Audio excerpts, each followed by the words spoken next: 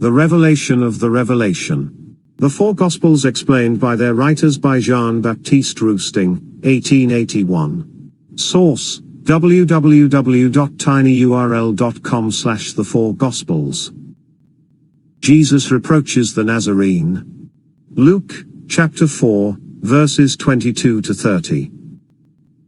And all bore witness to him, and wondered at the gracious words which proceeded out of his mouth, and said, Is not this the son of Joseph? And he said to them, You will surely repeat unto me this proverb, Physician, heal thyself. Whatever we have heard to have been done in Capernaum, do also here in thy own country. And he said, Verily I say unto you, no prophet is accepted in his own country. And I tell you of a truth, there were many widows in Israel in the days of Elijah, when the heaven was shut up for 3 years and 6 months, when there was a great famine in the whole country, and Elijah was sent to none of them, except to a widow woman in Sarepta of Sidon. There were many lepers in Israel in the time of the prophet Elisha, and none of them were cleansed, except Naaman the Syrian. And all in the synagogue were filled with wrath when they heard these things, and rose up, and thrust him out of the city, and led him to the brow of the hill on which their city was built, that they might throw him down the precipice. And he, passing through the midst of them, went his way. Section 70. You need not be surprised at the Nazarenes asking, Is he not the son of Joseph?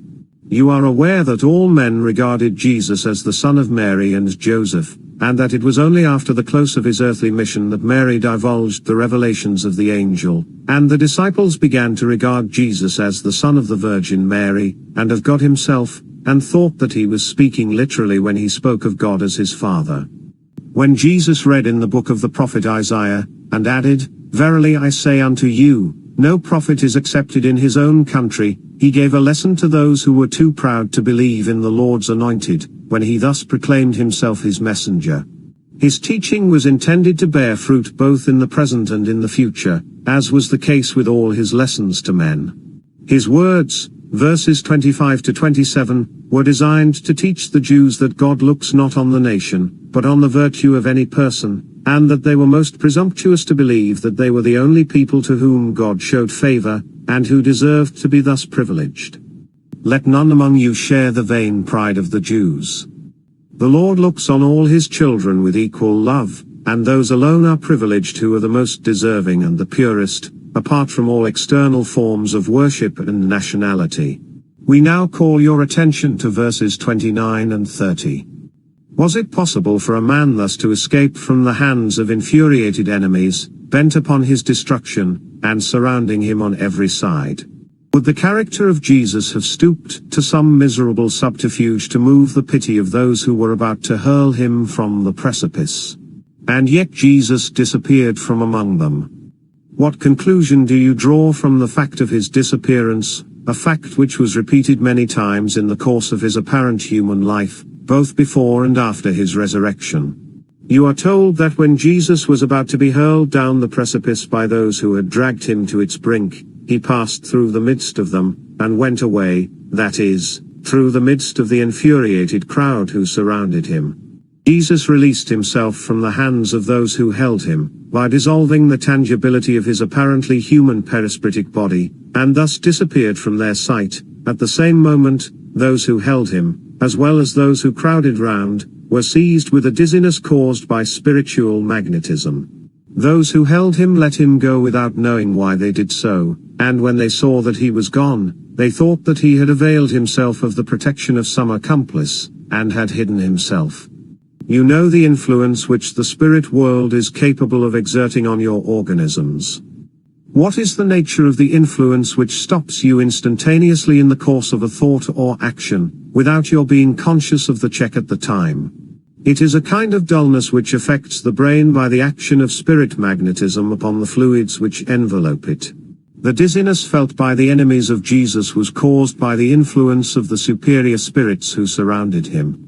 The current of their thoughts was suddenly arrested, and they saw Jesus disappear without knowing at the moment that he was gone, and they only recovered the full possession of their senses when he had already vanished from their sight.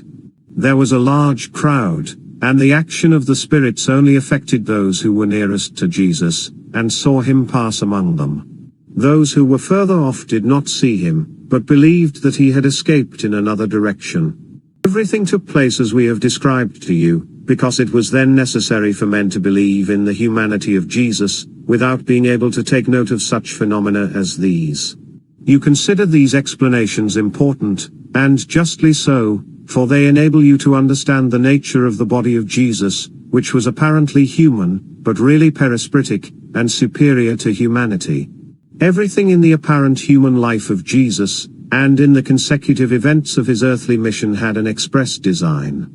Some events were intended for example and instruction, and others were designed to lead the men of that age to believe in his humanity, and at the same time to supply future ages with evidence of the purely perispitic, though tangible, nature of his body. This was only to be explained by the light of the new revelation, which we now bring you at the commencement of the new era of the Christianity of Christ. It will enable you to explain, understand, and believe facts that would otherwise be unintelligible, absurd, impossible, and absolutely inadmissible, if Jesus had undergone human incarnation as you undergo it, and had had a body like yours.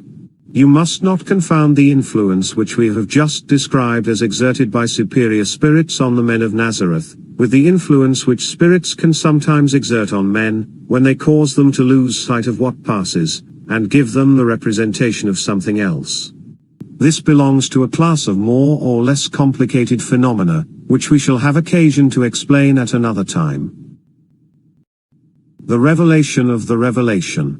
The four Gospels explained by their writers by Jean-Baptiste Roustaing, 1881. Source: www.tinyurl.com/the4gospels.